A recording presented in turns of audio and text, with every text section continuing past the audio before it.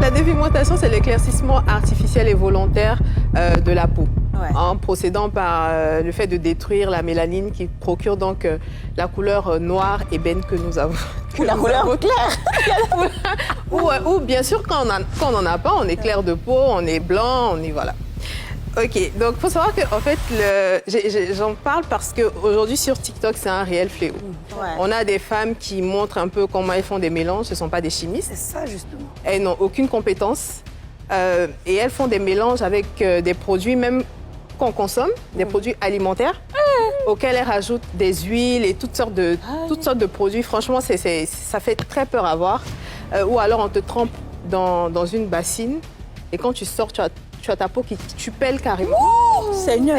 C'est extrêmement grave. C'est vrai que ça fait beaucoup d'années qu'on en parle. Non. On en parle et on en reparle. Il y a des ONG qui se battent, il y a des personnes, des anonymes, il y a des personnes publiques aussi qui en parlent assez souvent. Mais ça continue de prendre de l'ampleur. Et aujourd'hui même, il y a des gammes éclaircissantes pour enfants.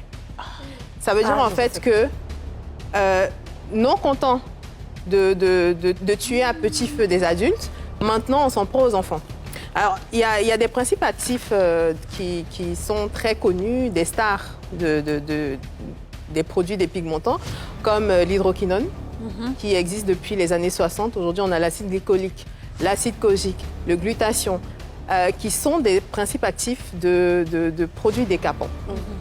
Ils sont à la base utilisés pour régler des problèmes d'hyperpigmentation. Mais mélangés entre eux, ce sont des produits extrêmement toxiques et dangereux.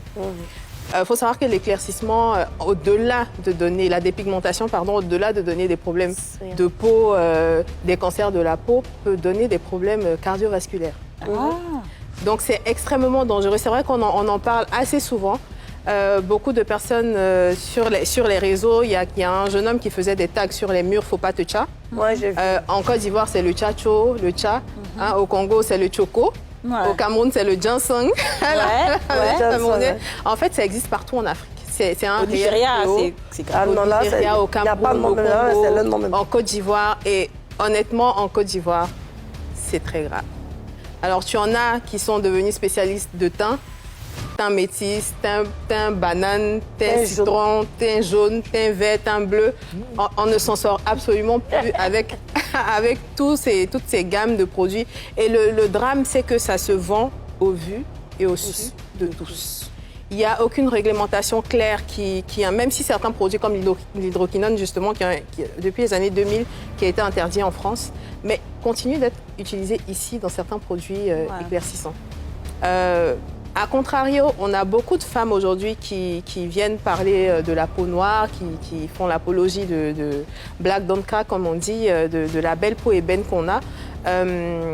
Jessica Bamba, Lupita Nyong'o, qui sont de vraies femmes couleur ébène. On voit très bien que la peau noire est une peau qui est belle, qui peut être entretenue, qui peut être lisse, cirée, comme on le dit souvent. Mais il faut faire vraiment très attention avec les produits décapants.